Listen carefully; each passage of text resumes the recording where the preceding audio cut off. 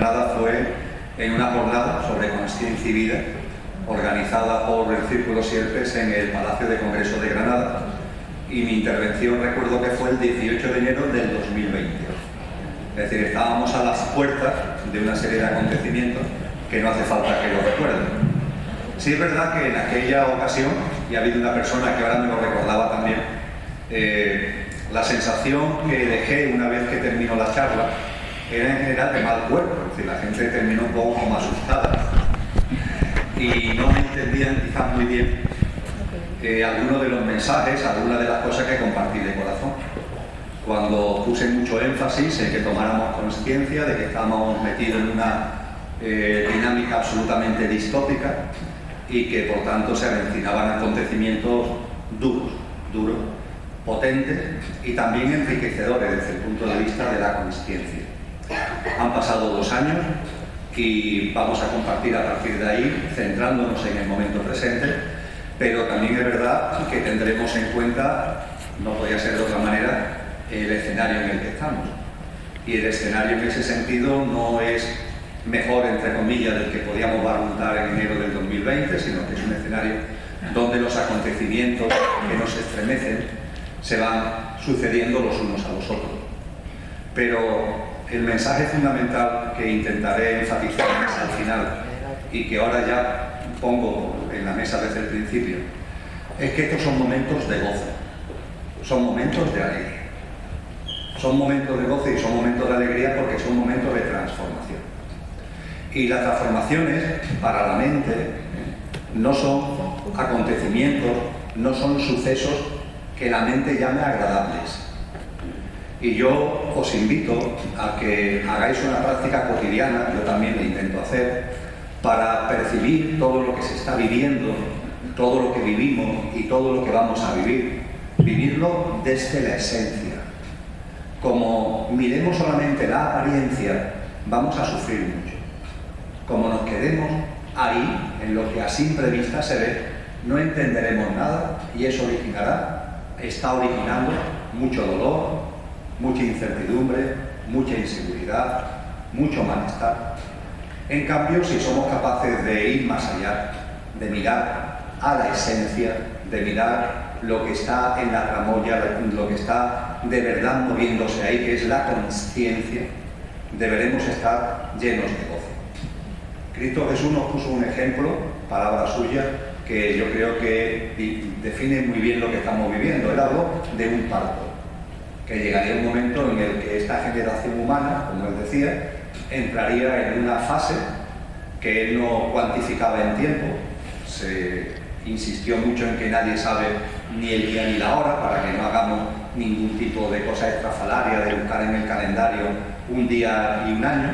Él insistió mucho en que nadie sabe ni el día ni la hora, pero sí habló de que en la dinámica evolutiva de esta humanidad llegaría un momento en el que esta humanidad iría ya tocando fondo, pero tocando fondo para que nazca algo nuevo. No se trata de una muerte, se trata de un renacimiento. Y puso el ejemplo del parto. Y estamos en el parto. Yo no sé cuánto le queda el parto, no tengo ni idea ni me importa, porque tenemos que intentar vivir el momento presente. Pero siendo conscientes que viviendo un parto, el parto conlleva removimientos, el parto conlleva contracciones, el parto conlleva dolor. Pero aquí hay muchas de vosotras que sois madres, que habéis vivido muchísimo más que yo, por supuesto, lo que es un parto, ¿verdad? Y sabemos que ese parto se vive, pues sí, con esas contracciones, con esos dolores, pero a su vez con alegría, con esperanza, por lo nuevo que va a nacer. Y es ahí donde tenemos que poner el acento, es ahí donde tenemos que poner también nuestro corazón, en el que está surgiendo algo nuevo, están haciendo algo nuevo. Y están haciendo algo nuevo no en una entelequia, están haciendo algo nuevo en el corazón y en el alma de muchas personas. Por ejemplo, de vosotros y de vosotras. Están haciendo algo nuevo. Hombres y mujeres que, dicho de una forma muy coloquial, aspiramos a algo más que lo que este mundo ofrece. Hay algo en nuestro interior que percibe que ya está, que ya es el momento de dar un paso. Que hay algo en nuestro interior que ya no se conforma, que ya no le satisface lo que nos puede dar este mundo, porque este mundo nos ha dado lo que nos podía dar. Es como una célula que en su evolución, en su proceso evolutivo, aporta lo que tiene que aportar, pero hay un momento determinado que la célula llega a su final. Es la ley de la vida, es la dinámica de la vida. Y cuando una célula ha cumplido su función, nace otra célula nueva.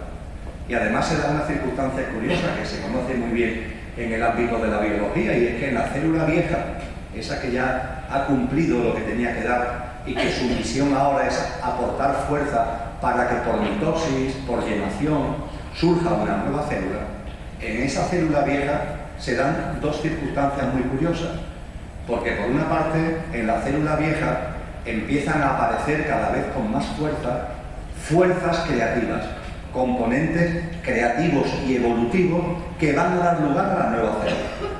Y en paralelo, en esa célula vieja también hay unos componentes, también hay una fuerza que son retardatarias, que son anquilosantes, que se quieren mantener en ese estadio de la vieja célula, aunque eso ya por la evolución no sea posible. Y esto lo estamos viendo en la humanidad actual. Podemos ver la humanidad actual como es arriba es abajo, como es abajo es arriba. Lo podemos ver como una célula que nació, que se desarrolló, que ha dado muchas cosas, y álmicamente le tenemos que estar muy agradecidos por la cantidad de experiencia que esta humanidad nos ha permitido desarrollar y de esa forma expandir nuestra conciencia, pero hay un momento en el que ya está, ha dado lo que podía dar.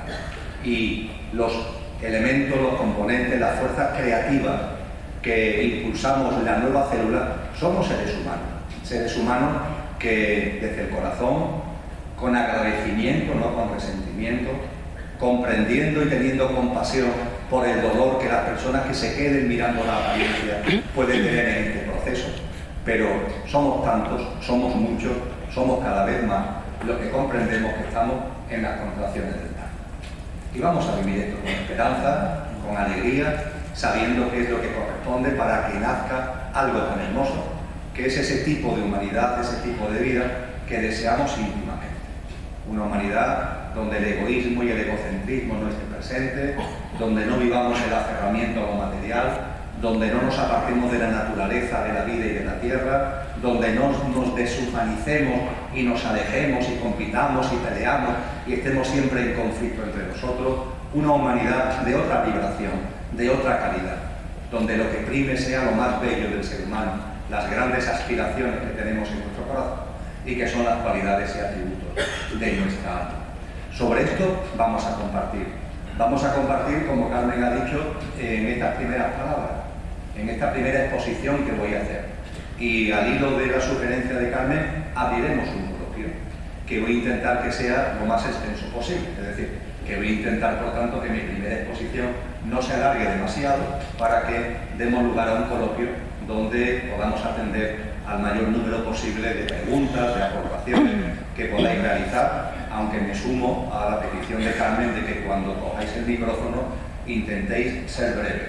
Yo no lo soy, así que tenemos que compensar. Así que os pido que seáis breves cuando cojáis el micrófono a la hora de exponer lo que sea, y a partir de ahí, como ella ha dicho, pues haremos un turno de preguntas y yo intentaré responder en bloque al mayor número de lo que sea posible. Y para empezar, pues mirad, en el día de hoy, lo compartía con Carmen esta mañana, muchos de vosotros y de vosotras sabéis que gestiono un blog que se llama El cielo en la tierra. Si ponéis en cualquier buscador como Google El cielo en la tierra, el primer enlace que os va a salir es precisamente el enlace de este blog. Entonces, como hoy vengo a Granada, obviamente estoy aquí con vosotros y con vosotras, pues hace ya algún tiempo, a través de la sugerencia de un amigo que le encanta Federico García Lorca, me hizo llegar una carta. Me preguntó si yo conocía una carta que allá por 1922-1923 Federico García Lorca remitió a un gran amigo suyo, un gran guitarrista muy famoso en la época, que fue Regino Sainz de la Maza. Y yo a mi amigo Juan le dije la verdad que no conocía esa carta, y me la remitió. Y tengo que reconocer abiertamente que me conmovió. La carta me conmovió. Y hay un párrafo en concreto de la carta que me gustaría que tuviéramos como elemento de arranque de este encuentro, porque Federico García Lorca se abre de corazón, y se abre de corazón con una profundidad, con una espiritualidad y con una sinceridad que a mí la verdad es que me ha causado asombro.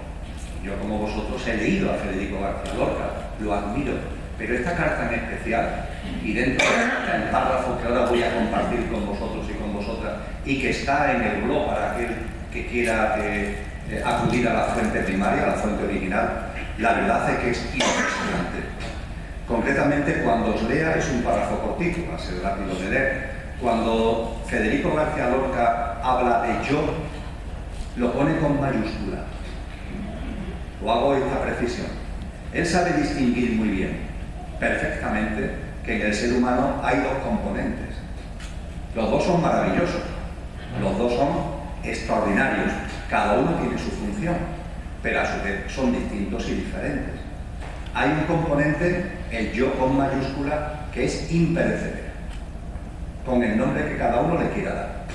Si lo queremos llamar consciencia, esencia, alma, espíritu, amor, luz, como cada uno quiera denominarlo, constituye nuestra esencia, nuestro ser, que sí, que está encarnado en este plano humano, pero que no es de este plano humano.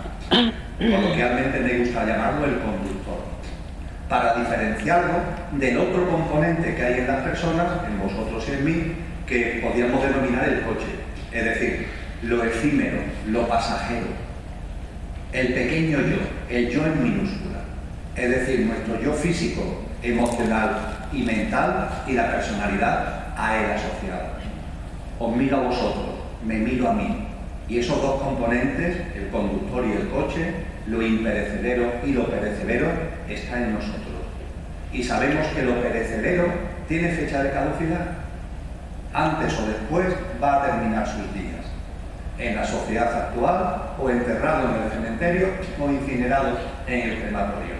El pequeño yo, físico, emocional, mental, y esa personalidad a él asociada, una vez que haya cumplido su función, eso es lo que él espera. Sin embargo, el conductor, la esencia, es inmortal, no conoce la muerte. Y cuando se produce el fallecimiento físico, lo único que ocurre es que nuestro verdadero ser, lo que García Lorca pone el yo con mayúscula, sigue existiendo exactamente igual, pero ya no tiene envoltura física. Deja de tener envoltura física y deja, por tanto, de estar experienciando en este plano. Pero lo que somos, el yo superior, no cambia. Está llamado incluso desde el punto de vista álmico a una evolución, que es lo que Jesús de Nazaret, a ese alma que forma parte de la esencia, la llamaba, Evangelio de Mateo, capítulo 25, la lámpara de aceite. Una lámpara de aceite que estamos llamados a llenar. ¿Y cómo se llena la lámpara de aceite? ¿Cómo vamos evolucionando álmicamente en consciencia? Pues por las obras, por obras generosas, cooperantes. No hacen falta que sean extraordinarias, pueden ser muy modestas, pero esas obras que tienen alta vibración, esas obras donde sale lo mejor de nosotros mismos, no lo egoico, no lo egocéntrico, sino lo mejor de nosotros mismos, esas obras son la semilla que dan lugar a una cosecha rica, entre comillas, en aceite, en conciencia, que podemos echar a la lámpara de la que hablaba Cristo Jesús. Y esa lámpara la vamos llenando. Ese es el camino humano. Cada vez que venimos a este plano y encarnamos, ese es el Dharma que dicen los orientales, ese es el propósito de vida. Echar más aceite a la lámpara, en un proceso precioso del que hablaremos también en la tarde de hoy en el contexto de los ciclos. Pero vamos a ir a la carta, si os parece, de Federico García Lorca.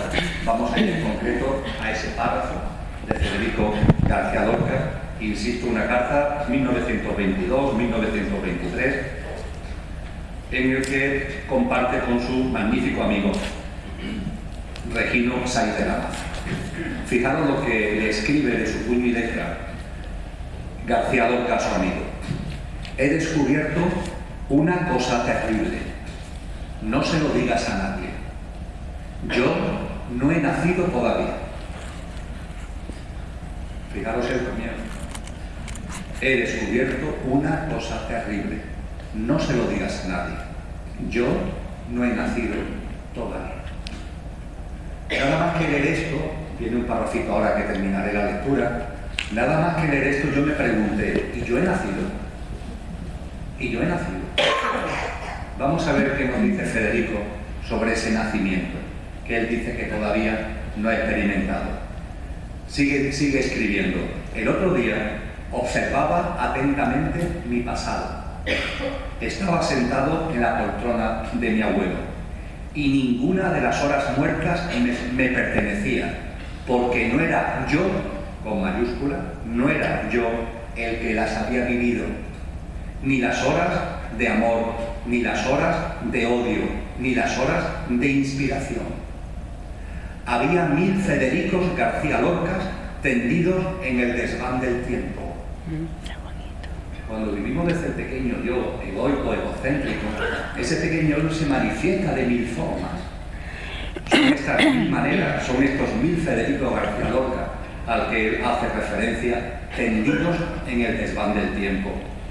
Y en el almacén del porvenir contemplé otros 1000 Federicos García Lorcas muy planchaditos, unos sobre otros, esperando que los llenasen de gas para volar sin dirección. ¡Cuánta sabiduría! Porque cuando actuamos desde el ego, cuando vivimos desde el pequeño yo, lo que metemos ahí, entre comillas, como metafóricamente él dice, es como llenarlo de gas y volamos sin dirección. Cuando la consciencia, cuando el conductor no está presente, el coche es un coche loco, un coche que se mueve sin dirección. Y termina diciendo: fue este momento un momento terrible de miedo. Mi mamá, Doña Muerte, me había dado la llave del tiempo y por un instante lo comprendí todo. Yo vivo emprestado. Lo que tengo dentro no es mío. Veremos si nazco. Mi alma está absolutamente sin abrir. Con razón creo algunas veces que tengo el corazón de lata. Son palabras impresionantes. Y fijaros, ese vivir de prestado. Cuando el coche no tiene el mando consciente del director, del conductor, cuando nuestra personalidad, el pequeño yo, no tiene la dirección consciente del yo verdadero, ese pequeño yo está viviendo de prestado, porque está viviendo una existencia que realmente no es suya. Porque lo que realmente es, lo que realmente existe, es nuestra esencia. Y sí, tenemos un vehículo para vivir aquí la experiencia humana, pero ese vehículo, entre comillas, si vive sin la presencia del conductor, si no vive desde la esencia, realmente está viviendo de prestado. Y termina diciendo: veremos si alguna vez nazco. Estas profundas palabras, además, utilizan un verbo que es el verbo nacer, un verbo muy presente en las tradiciones espirituales, de muchas maneras. El renacimiento, todo lo que sea el resurgir del nacer, y desde luego hila maravillosamente, ya que hemos hablado hace un momento de Cristo Jesús, liga maravillosamente con ese maravilloso diálogo que tiene Jesús de Nazaret con un sabio judío, con un rabí judío llamado Nicodemo, que se acercó a Jesús de Nazaret y se hizo prácticamente un discípulo de él. Nicodemo consideraba a Jesús su maestro.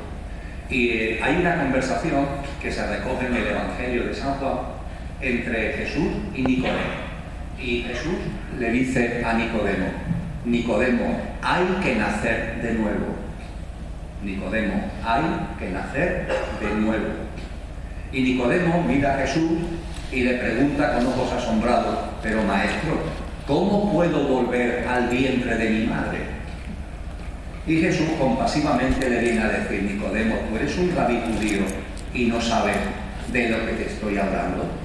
Nicodemo, te aseguro que hay que nacer de nuevo, del agua y del espíritu. García Lorca se dio cuenta que no había nacido. No sé si había leído o no, no sé si le interesaba o no las aportaciones de Jesús de Nazaret.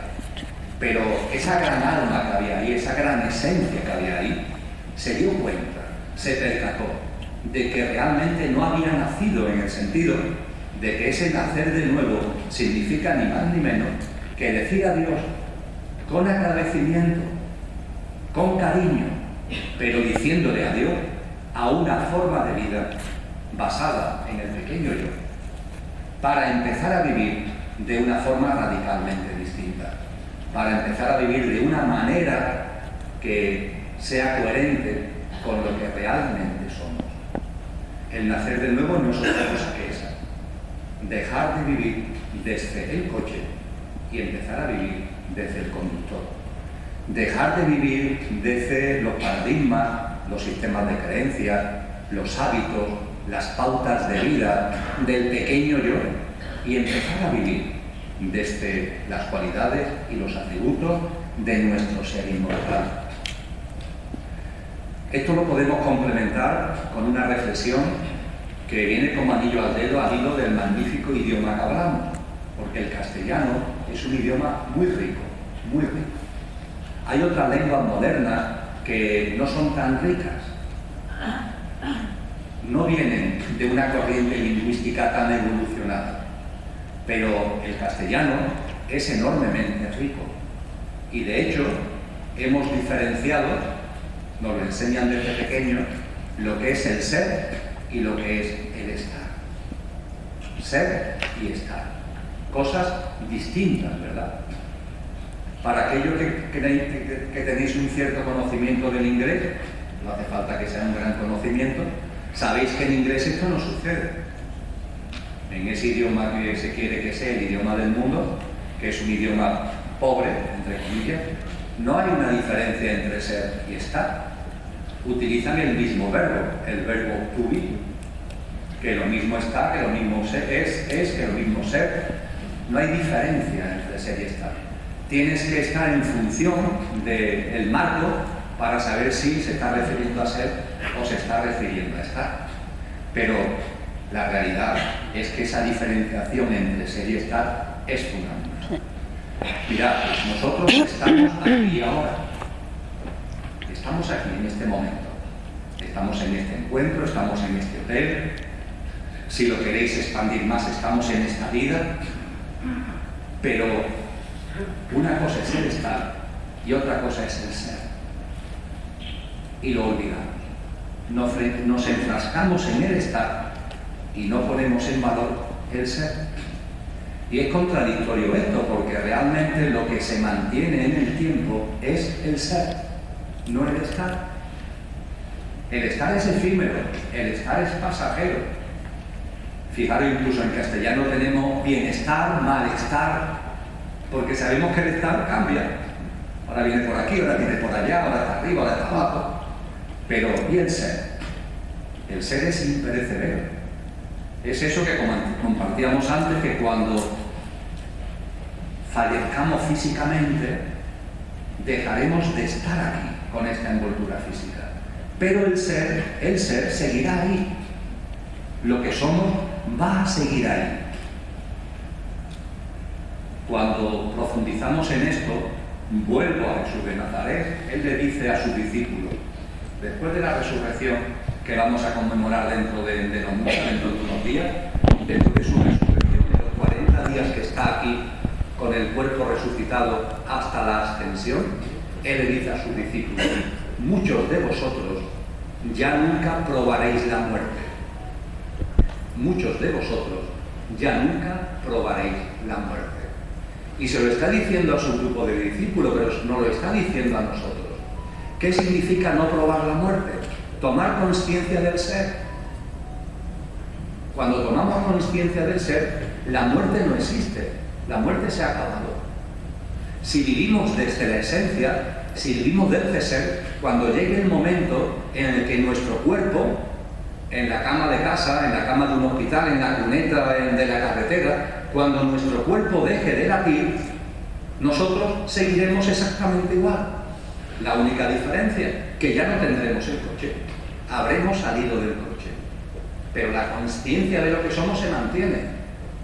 Y para ello es importante que la consciencia de lo que somos la mantengamos aquí, en cada instante. A eso me refería con que debemos tener claro un compromiso con nosotros mismos de mirar la vida no desde la apariencia, sino desde la esencia. No desde el estar, sino desde el ser. Porque cuando se contempla la vida desde el ser, todo encaja. Cuando se contempla desde la apariencia, puede convertirse, y en estos momentos desde luego, en una especie de batiburrillo prácticamente incomprensible. Incomprensible desde la apariencia. Y el quid de la cuestión está en la práctica.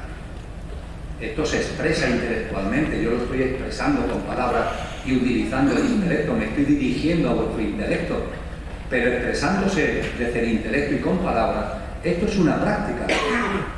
Y es una práctica de vida gozosa, no es una práctica de vida sufriente.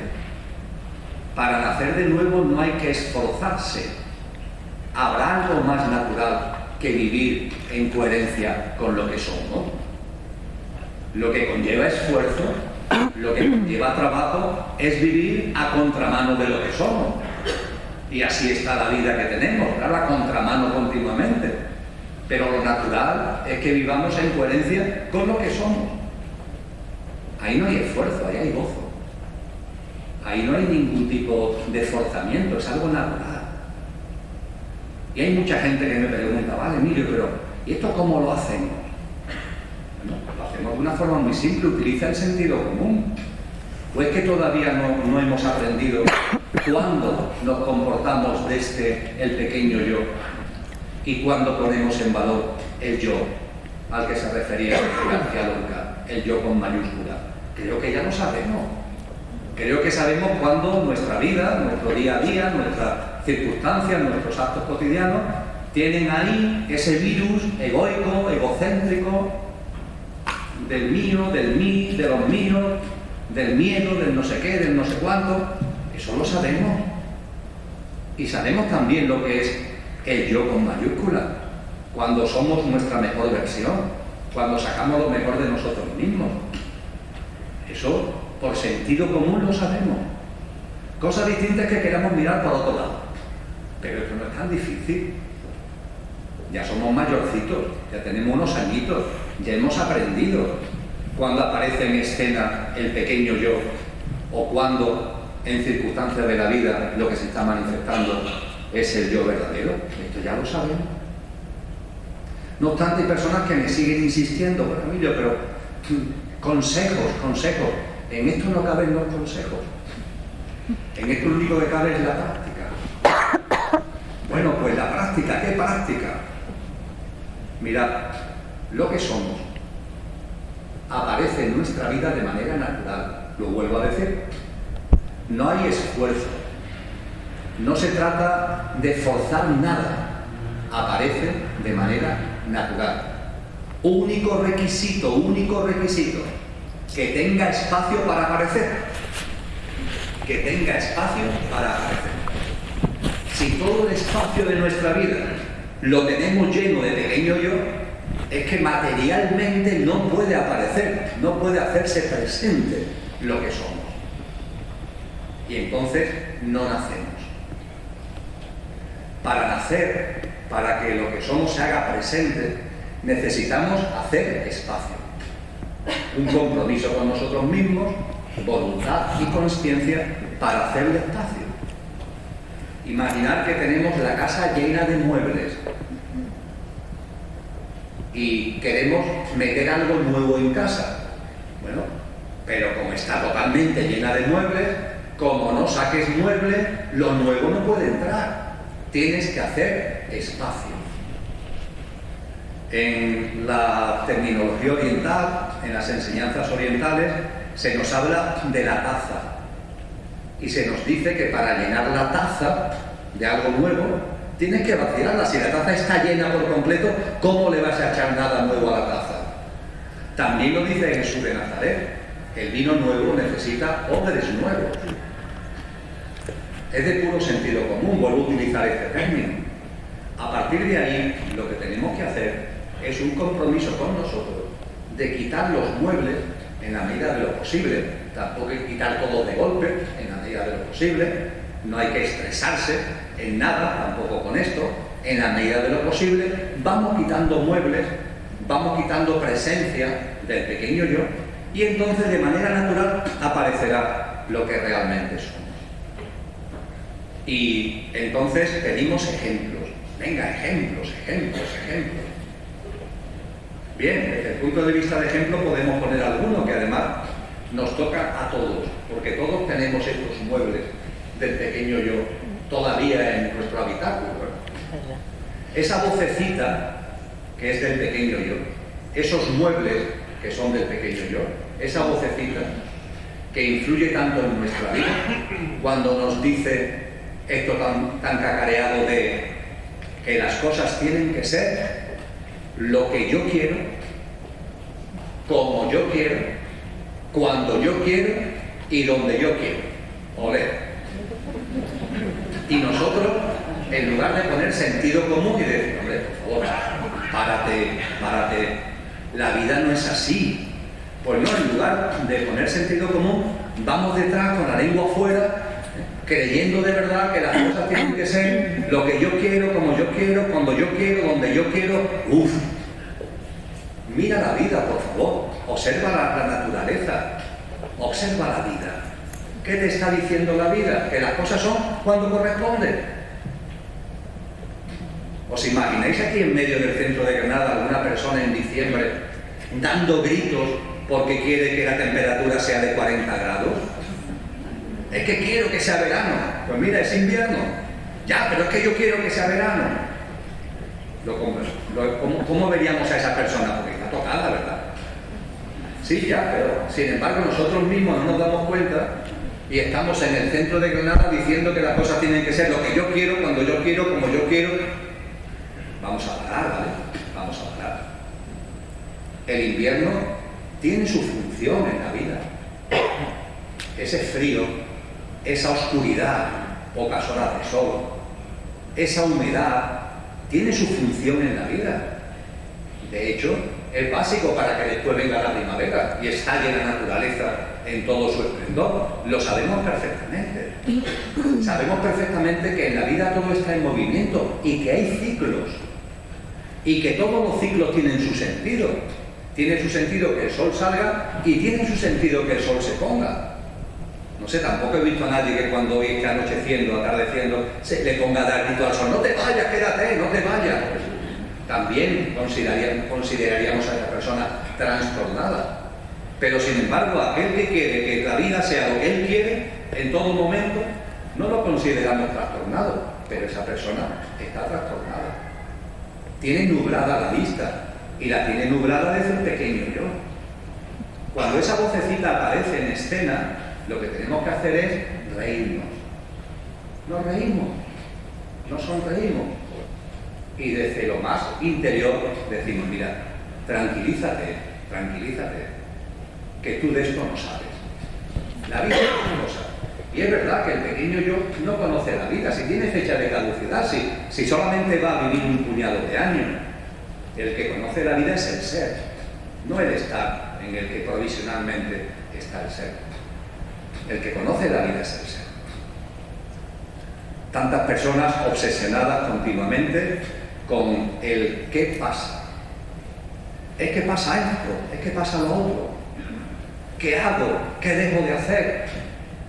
Aún no nos hemos dado cuenta que el qué de la cuestión no está en el qué, sino en el cómo se vive el qué.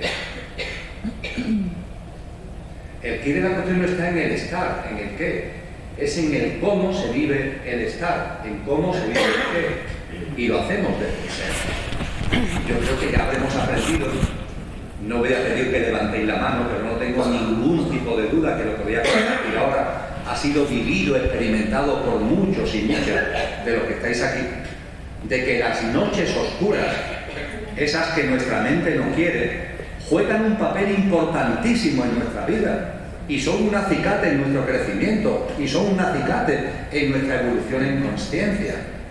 A muchas de las personas que estáis aquí, eso que llamamos un tortazo de la vida, eso que la mente no quiere, ese movimiento sísmico que puede venir por el fallecimiento de un ser querido, por graves problemas económicos, por enfermedades graves, por rupturas traumáticas de pareja, y el listado es amplio. Esas noches oscuras que llegan a la vida, ¿a cuántas personas no le han servido? Han sido muchísimas las que gracias a eso han empezado a mirar la vida de otra forma.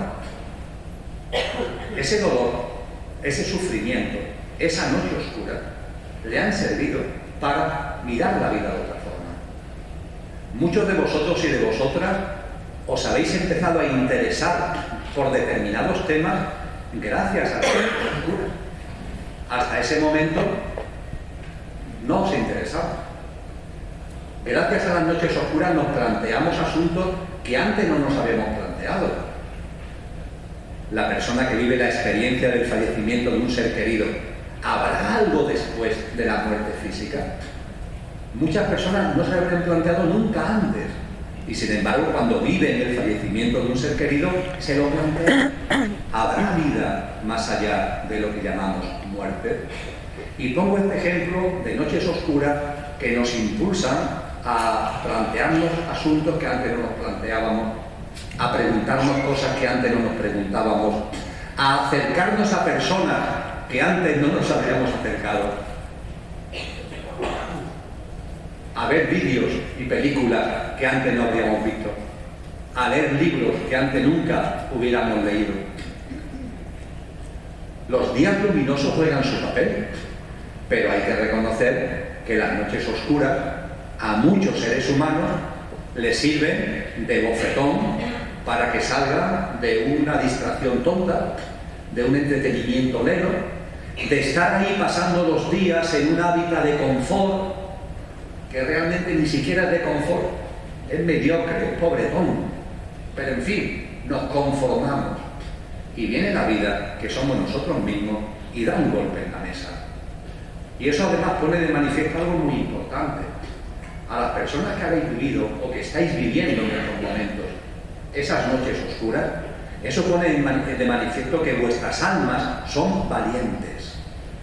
Porque esas noches oscuras no vienen por casualidad a vuestra vida, vienen porque desde la esencia la estáis trayendo. Para vuestro crecimiento y para vuestra evolución en consciencia. Para vivir experiencias que os permitan echar aceite a esa lámpara de la que hablábamos antes. Y esto lo hacen las almas valientes. Hay otras almas que no quieren este tipo de experiencia, que se resisten, que lo que quieren es pasar sus días ahí, en su hábitat de confort, tranquilitas, distraídas, entretenidas. La gran pregunta, ¿qué aceite te vas a llevar de una vida así? Nada, nada. Ya, pero déjenme a mí, que yo estoy muy tranquilito, yo lo que quiero es que las cosas vayan medio bien, el trabajo, la familia, que no sé qué.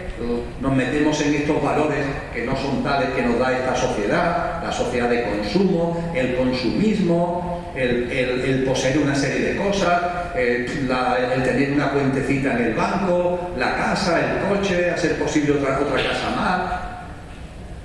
Esas almas son almas tibias, que no le sacan jugo a la vida. Un alma que es capaz de generar y de afrontar una noche oscura pone de manifiesto que es un alma valiente, que quiere sacarle jugo a la vida. Y en el libro del Apocalipsis, el que cierra el Nuevo Testamento, el que cierra la Biblia, hay una expresión tremenda que dice: a los tibios los vomitaré de mi boca. No se quieren tibiezas, entendiendo por tibiezas a lo que estoy haciendo mención, distraídos, entretenidos, ahí confortables. No, almas valientes. Y las noches oscuras llegan a almas valientes. Hay alguna persona que me ha dicho, pero Emilio, yo lo que veo en mi entorno es que las personas que están en el ámbito de la consciencia le están pasando cosas. Y en cambio tengo la sensación de que a los que están más distraídos no les pasan tantas cosas. Bueno, quizás precisamente por lo que estamos hablando, porque los que están más distraídos son almas más tibias. Y en cambio las personas que empezamos a avanzar desde la consciencia, es decir, que empezamos a movilizar nuestra esencia, somos almas más fuertes. Y sabemos el papel que juegan las noches oscuras. Esa maravillosa expresión sacada del poema de San Juan de la Cruz, que tiene como nombre precisamente Noche Oscura, ¿verdad? Cuando él nos dice: oh noche que guiastes, oh noche amable más que alborada, oh noche que juntastes amado con amada, amada en el amado transformada. Que es la forma, el poema que tiene San Juan de la Cruz, de hablar de la transformación en Dios. Nacer de nuevo es entrar en una dinámica de transformarnos en Dios.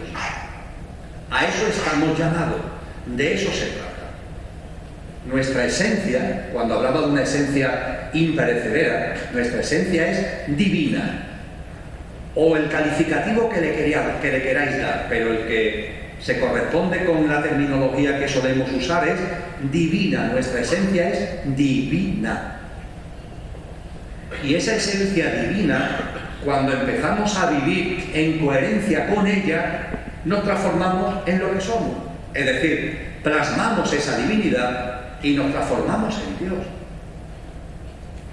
Esto de la transformación en Dios está escrito en poema, amada en el amado, transformada, y en prosa por San Juan de la Cruz, uno de los grandes místicos de la historia universal, y por cierto, entre otras cosas, como el que no quiere la cosa, doctor de la Iglesia. Y este personaje insigne, en una carta fechada en 1582, si antes hacíamos referencia a una carta de Federico García Lorca, ahora traigo a colación una carta de San Juan de la Cruz, dirigida en este caso a una buena amiga, a Ana de Mercado y Peñalosa. Y en esa carta de 1582 le dice Juan a su amiga: el más perfecto grado de perfección a que en esta vida se puede llegar, que es la transformación en Dios. El más perfecto grado de perfección a que en esta vida, fijaros, en esta vida puedo llegar, que es la transformación en Dios. No es algo para mañana, para otra vida, para el más allá, no, aquí y ahora. Esa divinidad que atesoramos en nuestra esencia, la podemos poner de manifiesto en nuestra vida. San Juan de la Cruz lo llamaba el subido sentir de nuestra divinal esencia. El subido sentir de nuestra divinal esencia. Vivir en coherencia con lo que somos. A eso estamos llamados. Para eso estamos aquí. Para, en un mundo de densidad material, plasmar la divinidad que constituye nuestra esencia. Eso es el cielo en la tierra. Eso es el cielo en la tierra.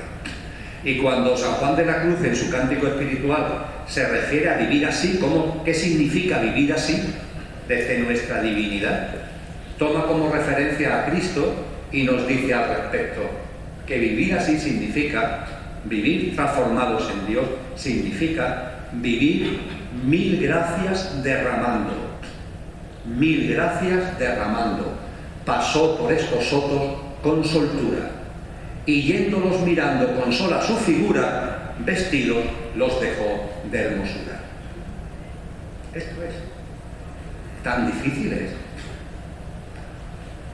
Tan difícil es estar, de ser, en todos los estares que tenemos en esta vida, en el compromiso con nosotros mismos de ser nuestra mejor versión, de sacar lo mejor de nosotros mismos, vivir 1000 gracias derramando, pasar por estos sotos con soltura y yéndolos mirando con sola nuestra figura, nuestra presencia, dejarlos vestidos de hermosura. No de conflicto, no de enfado, no de competencia, no de materialismo, de hermosura. La hermosura que se corresponde con nuestras cualidades verdaderas, con las cualidades de nuestro ser. Ya que estamos hablando de los místicos, sabéis que me gusta hacer referencia a un místico sufí, Al-Halad, al que se le atribuye allá por el siglo IX una frase grandiosa, cuando dijo aquello de Dios es yo, Y yo soy Dios cuando ceso de ser yo. Ya está. Dios soy yo y cada uno de vosotros. Es vuestra esencia, es vuestro ser. Y la transformación en Dios, el que nosotros seamos Dios, ¿por dónde pasa? ¿Cuál es el puente que nos permite transformarnos en Dios? Cesar de ser yo. Es decir, cesar de vivir desde el pequeño yo. Eso que se refería a Federico García Lorca, aún no he nacido. Pues vamos a nacer. Vamos a nacer significa que a nuestro pequeño yo le estamos agradecidos. Yo al mío lo quiero mucho, Lo miro de vez en cuando, le digo muchas gracias, Emilio. Estoy muy agradecido por las experiencias que estoy viviendo gracias a ti. Pero una cosa es que estemos agradecidos, que no lo maltratemos, por favor, porque tiene su sitio en nuestra vida, y otra cosa es que el mando lo llevo yo, y de que las cosas tienen que ser lo que yo quiero, como yo quiero, nos reímos. Que lo importante es el qué, pues nos reímos, porque lo importante es cómo se vive el qué. Que las noches oscuras nuestra mente no la quiera, apoyar nuestra mente, pero nuestra alma es sabia, y las almas valientes pues afrontan experiencias de noches oscuras. Y cuando aparecen problemas en nuestra vida, el pequeño yo se asusta, el pobre, pero nosotros desde nuestra esencia divina decimos, no hombre, no te preocupes, si los problemas no existen. Es el gimnasio de la vida para que crezcamos, para que nos fortalezcamos. La realidad es que no hay problema, hay experiencias, oportunidades. En la vida no aparecen obstáculos, son todos trampolines. Eso el ser lo sabe. El pequeño yo, el pobre, se nos despista, pero para eso estamos nosotros, para ponerlo en su sitio. Las dudas. Emilio, es que tengo dudas, y la gente me lo dice con cara como afligida. Y yo le aplaudo, digo, pues menos mal que tienes dudas, porque si no, es que estarías muerto. Hay mucho muerto en vida. Hay mucho muerto en ti. Esa frase tremenda de Jesús, donde se acerca el chico, un chico joven, y le dice, maestro, yo quiero ir contigo, yo quiero seguirte. Y le responde Jesús con esa frase que alguna vez habremos oído, ven y sígueme, ven y sígueme. Y le dice el chico, bueno, ahora mismo, maestro, pero voy a enterrar a mi padre, que se ha muerto mi padre, voy a enterrarlo y en cuanto que lo entierre, me voy contigo. Y Jesús de Nazaret, el amor personificado, que le dice, deja que los muertos entierren a sus muertos. Es muy dura, ¿verdad?, la expresión. Pero esa expresión está ahí para hacernos reflexionar. Es que cuando no hemos nacido estamos muertos. Es de lo que se da cuenta García Lorca, que está muerto. Que hayan aparecido un montón de Garcías Lorcas y hay otros muchos Garcías Lorcas esperando salir cuando se le meta gas para ir dando porrazos en el vacío, sin dirección ninguna. Y él se da cuenta que eso es el coche sin la dirección consciente. Y hay mucho muerto, hay muchos zombies. Y a esos muertos, a esos zombies, hay que mandarles todo nuestro amor. Todo nuestro amor. Y toda nuestra compasión. Y el pequeño yo, ojo, porque a veces quiere convencer a la gente. También de los temas de conciencia, también de los temas espirituales. Queremos convencer al otro. Mirad, yo no doy consejo, yo comparto de corazón. Hipótesis para vuestra consideración. En la enorme tranquilidad de que no me importa absolutamente nada que todo lo utilicéis a la manera de reciclaje. En mi fondo de alma espero que alguna semillita pueda servir de algo para vosotros y para mí, que me enriquezco además cuando comparto con vosotros y con vosotras. Pero desde luego, lo que tenemos que tomar conciencia es que la conciencia no admite transfusiones. Sí hay transfusiones de sangre, pero no hay transfusiones de conciencia. Y a veces queremos transferir conciencia a otra persona. Y este es un camino que hace cada uno. Y hay que respetar el camino de cada cual. Ya, Emilio, pero es que es mi madre, es que es mi madre, es que es mi hermano, es que es mi pareja. Tienes que respetar el camino de cada uno. Eso no significa que no expresemos lo que vemos. Pero una vez. Yo no doy consejo, pero permitidme este. Una vez. Como mucho, lo repetimos una segunda vez, a partir de ahí ya está.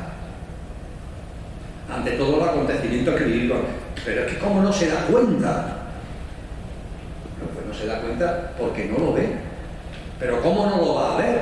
Si está clarísimo para ti, pero para esa persona no. Tú se lo has dicho, ¿verdad? Lo que tú ves. Sí, pero como el que oye llover. ¿Se lo has repetido? Sí. Bueno, pues ya está. Yo creo que tenemos la responsabilidad de compartir con los demás lo que vemos, lo que sentimos. Pero una o dos veces, a partir de ahí, tenemos que respetar muchísimo el camino de cada cual. Porque si no, sin darnos cuenta, lo que aparece en escena es el ego que también nos guía a nosotros, queriendo que la gente vea las cosas, que la gente piense como nosotros. Hay una cosa que se llama discernimiento. Y el discernimiento es una comprensión de la vida que va apareciendo con el camino de la consciencia. Cuando una persona se pasa toda la vida apegada a lo material, el discernimiento no se abre. Cuando empezamos a meter en nuestra vida temas trascendentes, cuando empezamos a reflexionar, a plantearnos, a preguntarnos, aunque sea modestamente, sobre algo que va más allá del sota, caballo y rey de lo material, empieza a crecer en nosotros el discernimiento. Y el discernimiento nos da la capacidad de ver, de percibir, de darnos cuenta. Pero hay otras personas que el discernimiento no lo tienen cultivado. Bueno, pues ya llegará el momento, si es que llega, de que lo cultiven. Nosotros tenemos la responsabilidad de expresar lo que vemos. Quizás de repetirlo, y ya está. Porque si no, insisto, es el ego el que se nos mete por medio. Todo este tipo de cosas que estamos compartiendo son prácticas para que los muebles del pequeño yo vayan desapareciendo de la casa y vayan entrando cada vez, al dejar espacio, vaya teniendo una presencia cada vez mayor nuestro verdadero ser. Tener en cuenta, amigos y amigas, que estamos en una sociedad que ha matado a Dios. Esta es la realidad. Y esto puede hacer que personas que tenéis una visión trascendente de la vida os sintáis incómodas, o se sintáis a veces como desplazadas, como fuera de lugar. Pero esto tiene que ver con lo que comentaba hace un rato, de que esta humanidad ha aportado lo que tenía que aportar. Y ya hay algo en nosotros que aspira y está creando una cosa distinta. La expresión de Dios ha muerto y lo he matado yo es una expresión que está en la obra de Friedrich Nietzsche, en la frontera entre el siglo XIX y el siglo XX. Tiene, por tanto, más de 100 años. Friedrich Nietzsche era en la diana cuando nos alerta acerca de una sociedad que mata a Dios. Matar a Dios, como podéis imaginar, no se trata de irte a buscar al Señor de barbas blancas que anda por ahí detrás de Júpiter y que llamamos Dios para estrangularlo. La divinidad no es eso. La divinidad es algo muchísimo más sutil, que está fuera pero que está dentro. Y cuando Nietzsche habla de que la sociedad ha matado a Dios, habla de una sociedad donde lo trascendente se destierra, se expulsa. No hay lugar para una visión trascendente de la vida. No hay lugar para una visión espiritual consciente de la vida. Y desde los tiempos de Nietzsche para acá, esto ha ido cuajando de una forma tremenda.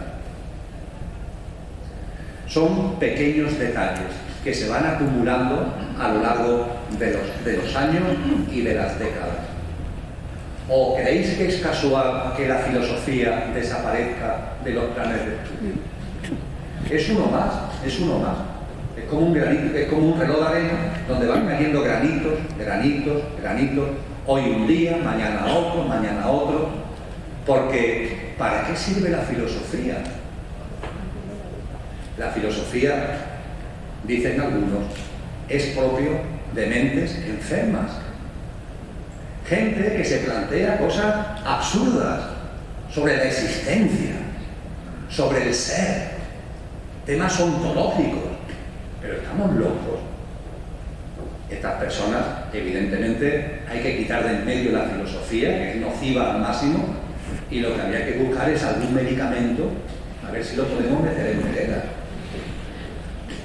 O me han hablado que en un hotel de Granada, en esta tarde de Viernes de Dolores, hay un grupo de personas que se han reunido para hablar de consciencia y para hablar de esencia, y de que no somos solamente la apariencia, sino que existe una esencia. Locos de Adán. Necesitamos una vacuna urgente. Ahí está. Ya salió la palabra. Urgente. Todavía le hacemos muy bien. Y después, más adelante, cuando suceda lo que os voy a compartir ahora, también tenemos que reírnos. A este matar a Dios, otro gran autor de principios del siglo XX, que muchos de vosotros conoceréis de referencia, Rudolf Steiner, la persona que puso en marcha desde las escuelas Waldorf hasta la permacultura. Rudolf Steiner dice: daros cuenta, en esta sociedad se ha extendido una enfermedad, la enfermedad que afecta a muchas personas que no tienen la capacidad de percibir a Dios, no tienen la capacidad de percibir lo trascendente. Y la incapacidad de percibir lo trascendente que tienen estas personas que matan a Dios, esa incapacidad es una enfermedad. Y no solamente una enfermedad espiritual, termina siendo una enfermedad mental. Es como si se cerraran capas de entendimiento y ya solamente ves la apariencia. Y como alguien te habla de la esencia, es que, de verdad, el enfermo considera que tú estás enfermo cuando le hablas de la esencia. No se va a dar cuenta que el enfermo es él, va a decir que el enfermo eres tú. Dice Rudolf Steiner que esta enfermedad de la incapacidad de percibir a Dios, de la incapacidad de percibir lo trascendente, se ha extendido muchísimo. Y lo dice en 1919. Y termina la frase diciendo: y esta enfermedad, la de matar a Dios, la de la incapacidad de percibir lo trascendente, no la curan los médicos, porque la mayoría la sufren. Perdón a Carlos que está por ahí, nuestro amigo médico, pero él no la sufre, Pero hay muchos médicos que sufren esta enfermedad. Cuando este tipo de cosas las vamos percibiendo, no nos puede extrañar de que hay gente que no ve las cosas como nosotros las vemos. Y a esas personas, ¿qué hacemos con ellas? Quererlas, amarlas. No podemos transferirle la consciencia, pero sí le podemos mandar nuestra mejor vibración. Y si vuestra mente dice que no sirve de nada, se equivoca. Sí, claro que sirve. Vamos a intentar estar siempre siendo nuestra mejor versión, y esto repercute en nuestro entorno. No necesitamos ni palabras. Yo sé que hay personas que cuando salen ese tipo de cosas despotrican. Yo lo he vivido en primera persona, y más la cantidad de experiencia que tengo al respecto. Pero sé que cuando somos coherentes, esa coherencia va llegando a mucha gente. No es tanto lo que dices, sino lo que haces. Cómo te vas comportando, cómo vas viviendo, las experiencias más cotidianas en tu ámbito laboral, en tu ámbito familiar. Y entonces esa persona que cuando tú le hablas no entiende, sí ve en ti algo distinto y se acerca y se interesa, porque ve que ahí algo está ocurriendo. Podemos ser faros, entre comillas, desde la mayor humildad, con la mayor modestia, podemos ser faros de luz en medio de esta tempestad en la que estamos metidos. Y en este renacimiento de lo que somos, tener en cuenta de que los tiempos avanzan, que es una barbaridad, que dice la zarzuela. Los tiempos y la ciencia avanzan una barbaridad. Antes hablaba del blog El cielo en la tierra, que podéis encontrarlo en cualquier buscador. No puedo dejar de compartir con vosotros, y ya voy a ir terminando para poder abrir el coloquio, no puedo dejar de compartir con vosotros y con vosotras una entrevista que aparece en el periódico El País en finales de diciembre, enero. diciembre, enero pasado. Para encontrarla creo que es suficiente con que pongáis diadema. Creo que con la palabra diadema el país quizás sea suficiente. ¿Qué es eso de la diadema y el país? Bien, esto no es broma, lo que voy a compartir ahora, lo podéis comprobar. Pero aunque no sea broma, que no nos agobiemos. Vamos a sonreír por dentro. Porque además nos va a aportar sabiduría y discernimiento. ¿Qué es eso de la diadema? ¿Qué es eso del periódico El País? Como decía, es una entrevista. Es una entrevista que recoge ese periódico a 2 científicos españoles. Lo siento, pero no recuerdo sus nombres. Todo tiene su punto de partida en el que a finales de noviembre el presidente de los Estados Unidos, ese señor que creo que se llama Biden de apellido, convoca en la Casa Blanca a científicos que viven en Estados Unidos para hacer con ellos una puesta en común de por dónde van las tecnologías y lo que las tecnologías van a traer en el medio plazo. En ese contexto invita a unos 100 científicos que viven en Estados Unidos, y entre ellos hay 2 españoles que viven en Estados Unidos pero que son españoles. Uno de ellos creo que es director de investigación de IBM y otro de ellos es profesor de física en la Universidad de Columbia. Pues bien, el periódico El País tiene la información de que se ha producido esta reunión, que hay 2 españoles que han asistido. Oye, se le ocurre, yo creo que está bien pensado, ¿verdad? Oye, vamos a hacer una entrevista a estas 2 personas, a ver qué nos cuentan de lo que allí se ha hablado. Y lo que estas personas cuentan en una entrevista que es larga, no tiene desperdicio. Es muy fuerte. El titular lo dice todo. El titular dice que de aquí a no más de 10 años, cuando se dé la información, el 2030, esto ya no lo utilizaremos. Ni esto, ni la tablet, todo eso habrá pasado a la arqueología de la tecnología. Porque lo que tendremos y lo que dispondremos es una especie de diadema, como la que me intentaron poner, que no ha habido forma de que hable, una especie de diadema, o un gorro, un gorrito, que todos llevaremos, que tiene unos sensores que desde nuestras sienes o desde la glándula pineal conectan con el cerebro y que a partir de ahí permiten que estemos conectados con la nube. Cuando digo lo de la nube es porque ya sabemos todo lo de la nube. Hay que ver la cantidad de terminología que estamos aprendiendo. Ahora ya hablamos de la nube y ya nadie ve una nube. Vemos la tecnología, las redes, etcétera, etcétera.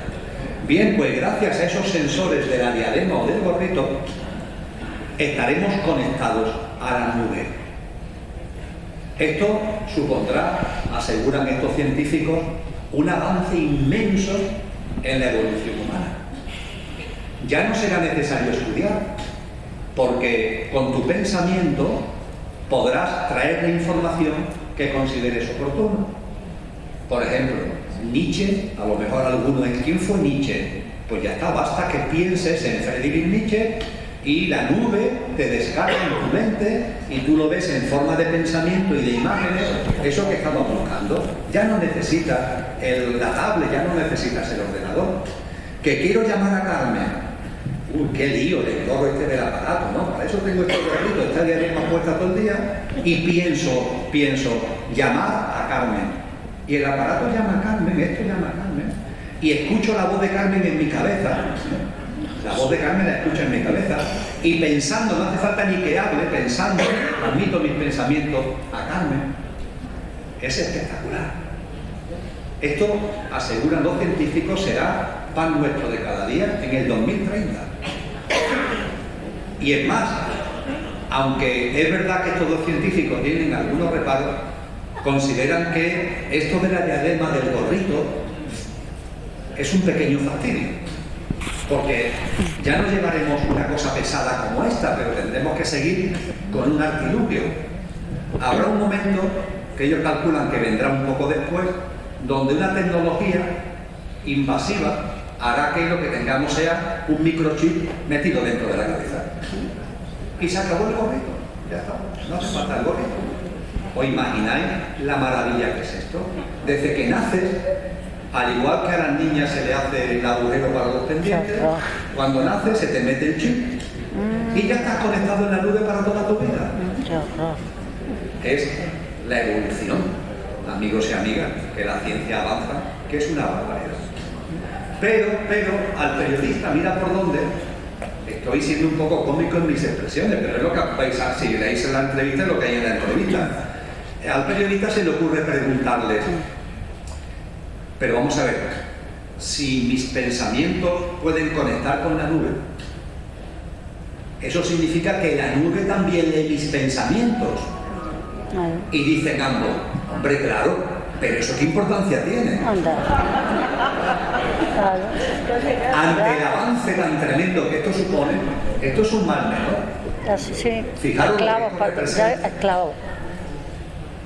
¿Sabéis lo que significa que la nube, todo lo que se mueve en tu cabeza, lo está conociendo? Porque no tiene intimidad. ¿Sabéis lo sencillo que es cuando decía Carmen el tema de que esto no es grabado? Es espectacular la capacidad que tiene la red para censurar vídeos. De verdad, a mí me maravilla. Aunque censuren mis vídeos, me maravilla. Oye, ¿qué basta con que digas una palabrita que empieza por C y termina por D? ¡Pum! Ya está censurado. Como utilices más de una o dos veces otra palabra que empieza por V y termina por A, ya está censurado. ¡Qué maravilla! Oye, qué agilidad. Pero además, se da una circunstancia muy curiosa, que muchos sabéis, nota a pie de página. Ahora vuelvo al tema de la diadema, etc. Nota a pie de página. Muchos sabéis que yo hago todos los meses un encuentro mensual, online. El primer jueves de mes comparto y el tercer jueves de mes respondo a preguntas, online. Bien, en el mes de enero, que dedicamos el encuentro a lo que está pasando, a la sociedad actual, yo me permití el lujo de decir, este mes no hay preguntas. Las 2 horas del primer jueves y las 2 horas del siguiente jueves las voy a utilizar para hablar yo, porque son tantas las cosas que hay que compartir. Lo organiza el Rincón de Kiko. El Rincón de Kiko no sube los vídeos a internet. Lo que hace es que se lo envía a los que se han inscrito al día siguiente, por si no han podido asistir, se le envía el vídeo y el texto base que yo uso en el encuentro. Se le envía a sus correos electrónicos. Y entonces tú sí puedes acceder a una especie de red privada, por decirlo de alguna forma, para poder ver el vídeo durante 15 o 20 días. Pero no se sube a la red, no se sube a YouTube para entenderlo, ¿vale? Como no hay cámara, podemos hablar con tranquilidad. No se sube a YouTube. Bien. Hay un momento determinado, 3 o 4 días después de uno de estos jueves, que me llama una amiga, mira, Emilio, que el vídeo de tu intervención en el encuentro mensual está en YouTube. Digo, ah, sí, está en YouTube. ¿Y cómo ha llegado a YouTube? Dice, está puesto por un tal Carlos. Bueno, parece ser que una persona que estaba inscrita en el encuentro, al llegarle el vídeo, pues por su cuenta tomó la decisión él de subirlo en su canal a YouTube. Bueno, pues muy bien. Y bueno, pues yo al tema no le di más importancia. Me dice mi amiga, pero Emilio, no vais a hacer algo, no vas a... Digo, mira, yo no voy a hacer nada, entre otras cosas, porque ese vídeo va a durar en la red menos que un caramelo en la puerta de un colegio. Efectivamente, hombre, llamé a Kiko, digo, mira, Kiko, ha pasado esto, pero no te preocupes, porque esto lo van a eliminar inmediatamente. Efectivamente, si la conversación fue por la mañana, por la tarde no está el vídeo. ¡Qué capacidad! ¡Qué capacidad! Con determinadas palabras, ¡bum!, fuera el vídeo. Bien, ahora no estamos hablando de un vídeo. En esto de la diadema o del chip en la cabeza, no estamos hablando de un vídeo, estamos hablando de nuestro pensamiento. Y cuando en nuestro pensamiento aparezca una palabra, Dios, vida más allá de la muerte, trascendencia, palabras que serán clasificadas por esos que están enfermos, porque están enfermos en el sentido expuesto por Nietzsche, pero que como están enfermos, consideran que nosotros, porque tenemos una percepción trascendente, somos los enfermos. Con lo cual, será facilísimo el tener una buena base de datos de los enfermos. Y esta sociedad tecnologizada que nos quiere tanto, pues nos dará el tratamiento adecuado para que ese tipo de pensamientos desaparezcan de nuestra cabeza.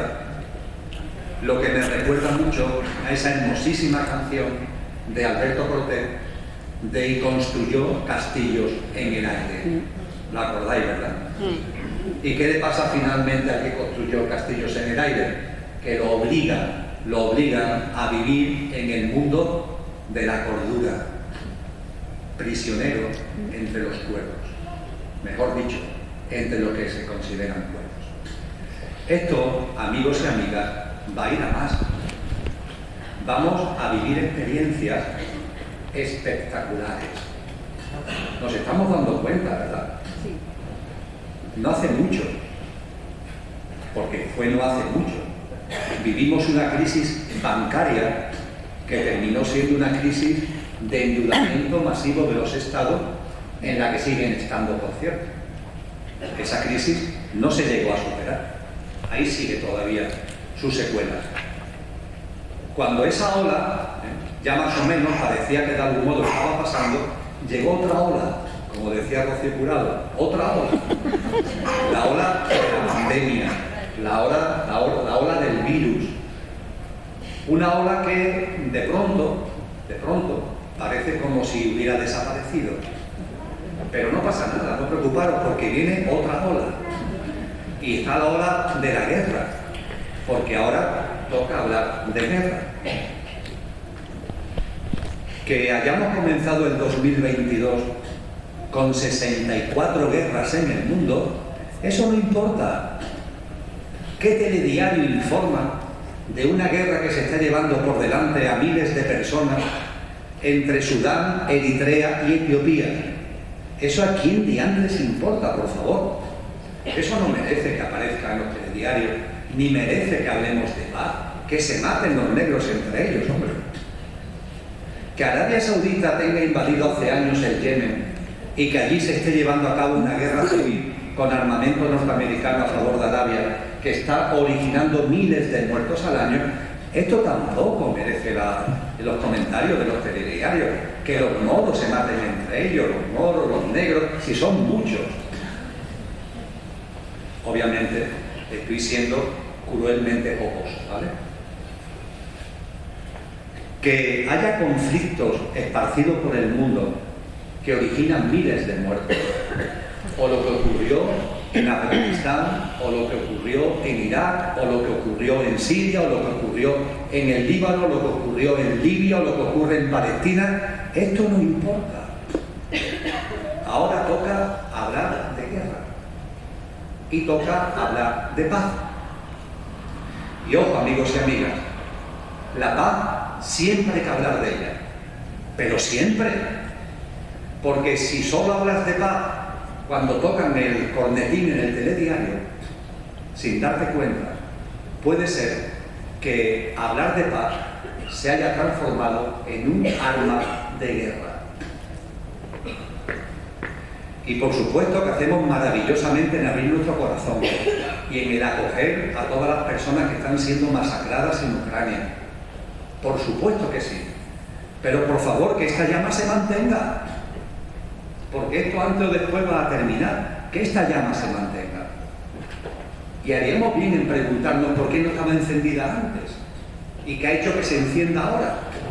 A ver si esto va a ser simplemente un golpe emocional por las imágenes de los telediarios, y cuando las imágenes de los telediarios dejen de aparecer, se termina el golpe emocional y se apaga la llama otra vez. Vamos a hablar de paz de verdad y vamos a poner todo nuestro corazón en la paz.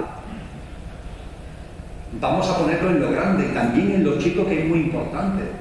Vamos a practicar la paz en nuestro día a día. No compitamos con el otro, no nos peleemos con el otro, no intentemos ser mejor que el otro, no intentemos pasar por encima del otro. Vamos también a practicar la paz en nuestra cotidianidad. Esto es de lo que se trata, amigos y amigas. Guerra, desabastecimiento. Siempre la clave es la misma, os habréis dado cuenta. Miedo, inseguridad, incertidumbre, incertidumbre, inseguridad, miedo, miedo, incertidumbre, inseguridad, inseguridad, incertidumbre y miedo. ¿Por qué? Porque esto nos hace vulnerables. ¿No os habéis dado cuenta que este virus del miedo, inseguridad, incertidumbre genera en nosotros la necesidad de seguridad? Pero la seguridad ante la inseguridad que están provocando. Esto es divertido porque si os fijáis es el pirómano que se viste de bombero. Originó el incendio y ahora cuando el incendio está aquí, yo que he provocado el incendio aparezco diciendo, oye, yo soy el bombero. Y no preocuparos, yo voy a tomar medidas para el incendio. Eso sí, esas medidas van a recortar libertades vuestras. Pero lo importante es apagar el incendio, ¿verdad? Y nosotros tontamente decimos, oye, qué bueno es este bombero. ¿Y qué se va a hacer? Tendremos que ajustarnos, tenemos que aguantarnos y hacer nuestro esas medidas. ¿No habéis dado cuenta que esa necesidad de seguridad nos ha llevado a creer que hay que renunciar a nuestra libertad, a parcelas de libertad, por la seguridad? Cuando esto es una gran mentira. Que si no hay libertad, no hay seguridad posible. Que si no hay libertad, lo que hay es autoritarismo, despotismo. Que esa inseguridad nunca nos va a aportar seguridad, sino todo lo contrario, nos va a enrejar, nos va a encarcelar. ¿No nos damos cuenta que cada vez que viene una ola de esta, se toman medidas que se incrustan en eso que los psicólogos llaman el inconsciente colectivo y que ya quedan ahí para que cuando se vea oportuno se activen con toda facilidad? Porque esto es lo que sucede. Decimos, pasó la pandemia. Sí, la pandemia ha pasado. Hasta que vuelva. Si es que vuelve, no lo sé, no me extrañaría. Pero lo que la pandemia metió en el inconsciente colectivo, eso está ahí. Está ahí llevar mascarillas. Está ahí no salir de tu casa cuando lo dicen las autoridades. Ha quedado ahí el tener un certificado que te permita entrar o no en determinados sitios o viajar. Está ahí el tema de la obligación de vacunarte. Todo eso ha quedado ahí. Y eso está en el inconsciente colectivo para activarlo cuando se considere oportuno otra vez. No le haga falta a eso otra vez. Y ante esto, amigos y amigas, paz, serenidad y sosiego. No nos ponemos nerviosos. No nos peleamos contra nadie ni contra nada. ¿Os acordáis del cuento de Jan Christian Andersen del flautista de Hamelin? ¿Os acordáis que al final del cuento el flautista de Hamelin se lleva a los niños del pueblo, tocando una melodía, se lleva detrás a todos los niños del pueblo? Hombre, cuando vemos la sociedad en la que estamos, yo tengo la sensación a veces de que hay una especie de flautista de Hamelin y que la gente va detrás del flautista de Hamelin. Pero este flautista es gracioso porque tiene la capacidad de tocar una doble melodía. Porque si observamos la sociedad vemos que detrás del flautista no va una cola, sino dos colas. Van dos colas.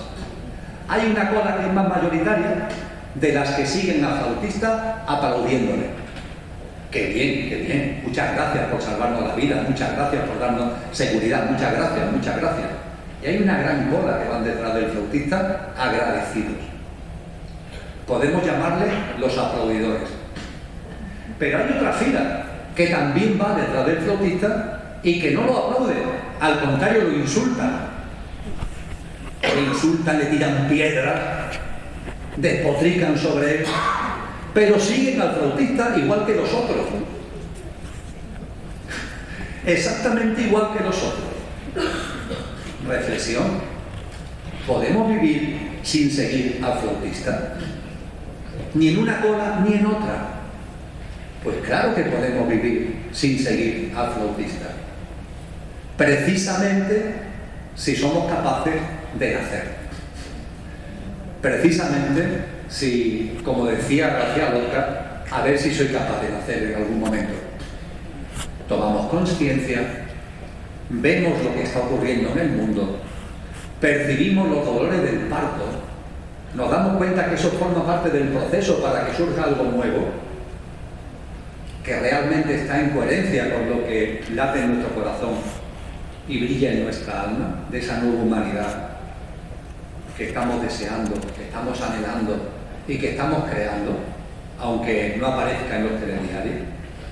Y de esa forma conseguimos que ese nacer de nuevo se vaya plasmando. Y lo hacemos en consciencia y en serenidad, con confianza. Confiemos en la vida. Esto no está mal. Esto es exactamente como corresponde. No tengáis ningún tipo de duda. Personal y colectivamente estamos viviendo y vamos a vivir con la diadema o con lo que venga, vamos a vivir lo que corresponde. Cada nuevo portazo distópico es una noche oscura colectiva. Al igual que tienen su finalidad las noches oscuras cuando nos toca a uno de nosotros, también tienen su funcionalidad las noches oscuras colectivas. Y esas noches oscuras colectivas sirven para que cada vez más personas podamos tomar conciencia. Y dentro de esa toma de conciencia hagamos algo tan sencillo como desvincularnos de unos hábitos de vida, de unos paradigmas, de unos sistemas de creencias y de unas pautas que sabemos que no son nuestros. Y nos tendríamos que preguntar, si sabemos que no son nuestros, ¿por qué seguimos viviendo conforme a esas pautas y a esos hábitos? Vamos dejando atrás el consumismo. ¡Qué lío! Tanto consumo, tanto consumir. Recordamos al santo de Asís, Francisco. Necesito poco, y lo poco que necesito, lo necesito poco.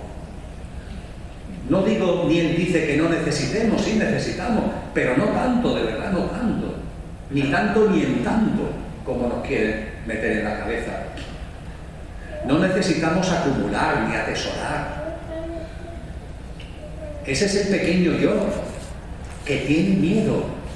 ¿No os dais cuenta que la necesidad de tener, de retener, de acumular, es señal de miedo? Las personas que acumulan, que atesoran, son miedosas. Y como tienen miedo, quieren protegerse. Y creen que se protegen a través de la propiedad, a través de las pertenencias, a través de la acumulación, a través del dinero. Pero sabemos nosotros que la vida va por otro derrotero.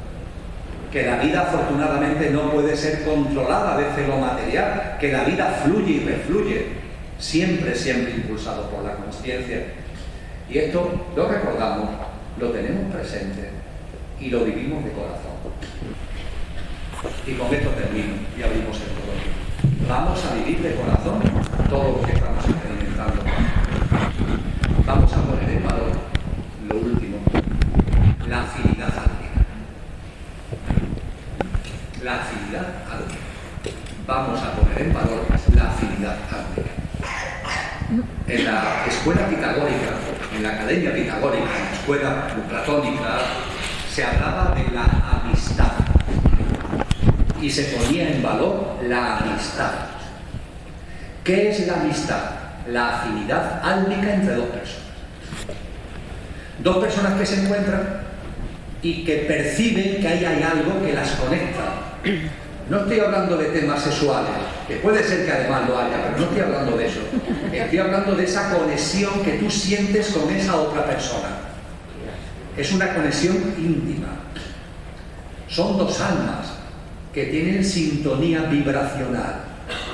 Lo que le pasó a Teresa de Jesús y a San Juan de la Cruz, que se encontraron en un pueblo perdido de Valladolid y se dieron cuenta que había algo, nada que ver con temas sexuales, algo que era profundo, íntimo y que tenía que ver con la afinidad álmica. Y es importante la familia, amigos y amigas, claro que es importante la familia. Yo tengo familia, tengo 3 hijos, un nieto, claro que es importante la familia, pero ojo, no es lo prioritario. Integrar esto, reflexionarlo, por favor, no es lo prioritario. Las relaciones familiares son importantes, sin duda, pero lo prioritario es la afinidad álmica, ese tesoro de encontrarte con personas que perciben las cosas como tú, que sienten las cosas como tú, que tienen esa vibración álmica como tú. Y no las conocemos de nada, y un día las conocemos. Aquí, ¿qué es lo que nos reúne? Aquí no nos reúnen lazos de sangre. Aquí no estamos celebrando el bautizo, ni la boda, ni la primera comunión de nadie. No, esto no es un encuentro familiar, que tiene su sitio, que no digo que no, pero aquí lo que nos trae es una afinidad álmica. Aquí estamos, sí, coches, pero lo importante es que estamos conductores, que tenemos una vibración X, ni mejor ni peor, pero es una vibración en la que tenemos comunión, en la que tenemos sintonía, y que nos hace hermanos en lo más íntimo, no hermanos en la apariencia, sino en la esencia.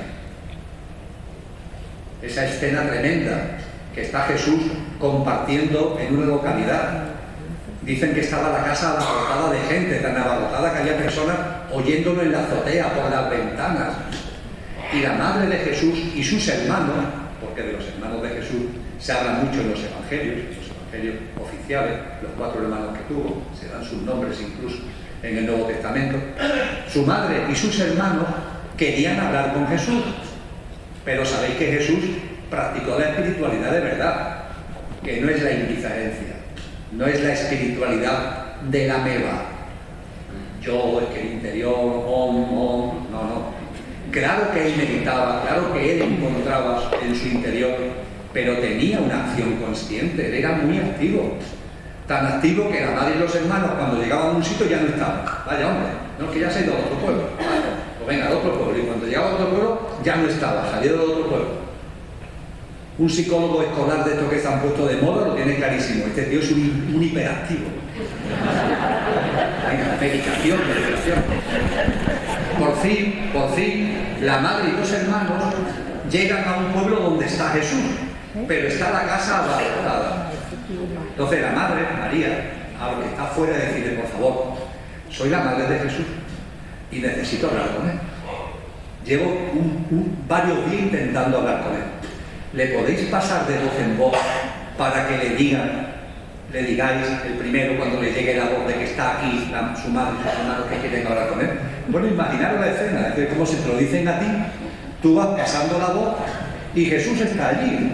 Y finalmente, oye, dile a Jesús, y finalmente el que está al lado de Jesús le dice: Jesús, mira, perdona, pero es que me dicen que están ahí tu familia, tu madre y tus hermanos que quieren hablar contigo. La respuesta de Jesús la tenéis en los evangelios. Es tremenda. Jesús quería mucho a su madre. Hay miles de manifestaciones en los evangelios, pero tenía muy claro lo prioritario, muy claro. ¿Y él qué es lo que dice cuando le dicen: oye, que estáis fuera de tu familia? Él dice: mi familia, mi verdadera familia, sois vosotros. Porque esa es la realidad. Porque mucho más importante que los lazos de sangre son los lazos de esencia, álmicos. Y yo os invito simplemente a que lo cultivéis. Ese tesoro que es encontrar personas que perciben la vida, que perciben las circunstancias de la vida parecido a nosotros. Porque eso va a ser cada vez más necesario. Porque lo que vamos a estar escuchando son otras cosas, totalmente distintas. Y hay muchas personas que me dicen: Emilio, es que yo necesito encontrar gente con la que pueda compartir, con la que pueda hablar. ¿Tú conoces gente? Claro que conozco gente, en todo sitio hay gente. Aquí estamos varios cientos de personas, en todo sitio hay gente. Vamos a cultivar esto, vamos a abrirnos a esas otras personas, vamos a generar canales de comunicación, bien sea con asociaciones como el Círculo Sierpe, de la forma que sea. No hace falta ni siquiera que vivamos en el mismo sitio con la tecnología. Vamos a usar la tecnología desde la consciencia, ya que otros quieren colocarnos ahí enganchados a la nube. Vamos nosotros a utilizarlo desde la consciencia y vamos a darle protagonismo a esta conexión íntima de seres humanos que tenemos que tenerlo muy claro, sin ser mejores que nadie, pero estamos siendo semillas de la nueva humanidad. Somos amigos y amigas, semillas de la nueva humanidad. En nosotros está el embrión de lo que va a ser. En nosotros está ya presente la presencia que en un momento se va a manifestar y que va a configurar una nueva humanidad en una nueva tierra. Ese es el bebé que estamos creando. Ese es el bebé que estamos gestando. Ese es el bebé que va a nacer. Y es tan maravilloso que bienvenidos sean estos dolores del parto, bienvenidos sean estas contracciones, porque merecen la pena. A partir de aquí, amigos y amigas, abrimos el concurso.